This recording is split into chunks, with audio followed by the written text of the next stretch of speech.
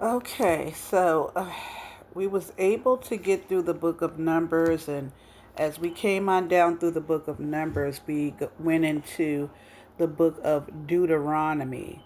So now we're here, Deuteronomy 1, where there is an introduction to Moses, the first address. So it reads that these are the words that Moses spoke to all the people of Israel while they were in the wilderness east of the Jordan River.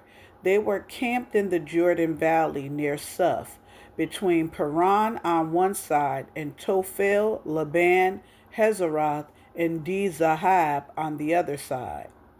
Normally, it takes only 11 days to travel from Mount Sinai to Kadesh Barnea, going by way of Mount Seir. But 40 years after the Israelites left Egypt on the first day of the 11th month, Moses addressed the people of Israel, telling them everything the Lord had commanded him to say. This took place after he had defeated King Sihon of the Amorites and ruled in Heshbon and at Edrei, and defeated King Og of Bashan, who ruled in Ashtaroth. While the Israelites were in the land of Moab east of the Jordan River, Moses carefully explained the Lord's instructions as follows. There is going to be a command to leave Sinai. So here we go, and starting at verse 6. When we were at Mount Sinai, and the Lord our God said to us, "You have stayed at this mountain long enough. It is time to break camp and move on. Go to the hill country of the Amorites and to all of the neighboring regions, the Jordan Valley, the hill country, the western foothills, and the Negev and the coastal plain. Go to the land of the Canaanites and to Lebanon and all the way to the great Euphrates River. Look, I am giving all this land to you. Go in and occupy it, for it is the land the Lord swore to give to your ancestors, Abraham, Isaac, and Jacob, and to all their descendants." So they are supposed to be going there to take over the land because it was promised to them by God. So Moses then appoints leaders from each tribe. Moses continued at the time, "I told you, you are too great a burden for me to carry all by myself. The Lord your God has increased your population, making you as numerous as the stars. That is the covenant God made with Abraham, Isaac, and Jacob." It started with Abraham. "And may the Lord, the God of your ancestors, multiply you 1,000 times more and bless you as he promised. But you are such a heavy load to carry. How can I deal with all of your problems and bickering? Choose some well-respected men from each tribe who are known for their wisdom and understanding, and I will appoint them as your leaders."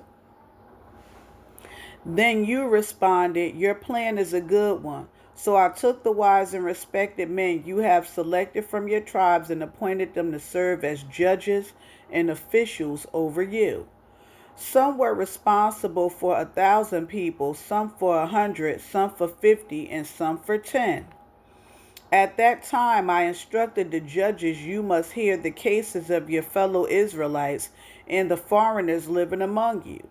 Be perfectly fair in your decisions and impartial in your judgments. Hear the case of those who are poor as well as those who are rich. Do not be afraid of anyone's anger, for the decision you make is God's decision. Bring me any case that is too difficult for you, and I will handle them. At this time I have given you instruction about everything you were to do." Then, just as the Lord our God commanded us, we left Mount Sinai and traveled through the great and terrifying wilderness, as you yourselves remembered, and headed toward the hill country of the Amorites. When we arrived at Kadesh Barnea, I said to you, you have now reached the hill country of the Amorites. The Lord our God is given us. Look, he has placed the land in front of you. Go and occupy it as the Lord, the God of your ancestors, has promised you. Don't be afraid. Don't be discouraged. But you all come to me and said, first let's send out scouts to explore the land for us. They will advise us on the best route to take and which towns we should enter. This seemed like a good idea to me, so I chose 12 scouts, one from each of the tribes. They headed for the hill country and came to the valley of Eshcol and explored it. They picked some of its fruit and brought it back to us, and they reported that the land the Lord our God has given us is indeed a good land. But you rebelled against the command of the Lord your God and refused to go in. You complained in your tents and said, the Lord must hate us. That's why he has brought us here from Egypt to hand us over to the Amorites to be slaughtered. Where can we go? Our brothers have demoralized us with their report. They tell us the people of the land are taller and more powerful than we are, and their towns are large with walls rising high into the sky. We even saw giants there, the descendants of Anak. But I said to you, don't be shocked or afraid of them. The Lord your God is going ahead of you. He will fight for you just as you saw him do in Egypt. And you saw how the Lord your God cared for you all along the way as you traveled through the wilderness, just as a father cares for his child. Now he has brought you to this place. But even after all he did, you refused to trust the Lord your God, who goes before you looking for the best place to camp, guiding you with a pillar of fire by night and a pillar of cloud by day. When the Lord heard you complaining, he became very angry, so he solemnly swore, not one of you from this wicked generation will live to see the good land I swore to give your ancestors, except Caleb, son of Jephunneh. He will see the land because he has followed the Lord completely. I will give to him and his descendants some of the very land he explored during the scouting mission. And that name is Jephunneh. Okay. So I'm going to start at 37 and kind of sum this up. This is Deuteronomy 1. I'm stopping. The last verse read was 36. And what he was talking about was the complaints. After all that God has done for you, he has delivered you from Egypt. Not only that, you just won 2 battles. But because it was said that the people that inherited the land that God was given to you was giants, you forgot that God was bigger than any giant in the land. He was the one who took out the Anunnaki in the first place with the flood.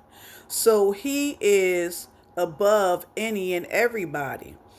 And instead of looking at what God did, you were looking at the circumstances. Instead of looking at God for who he is, knowing that he is with you and he favored you, you looked at the circumstances and stated that the circumstances was bigger than God. That's exactly what Moses was saying to the Israelites. So my question to you is, whose report will you believe? The report of the world or what God has already done in your life? And as always, I'm just your sister girl Favor. I'm always going to be coming through, loving you, and I'll be speaking with you. Till next time.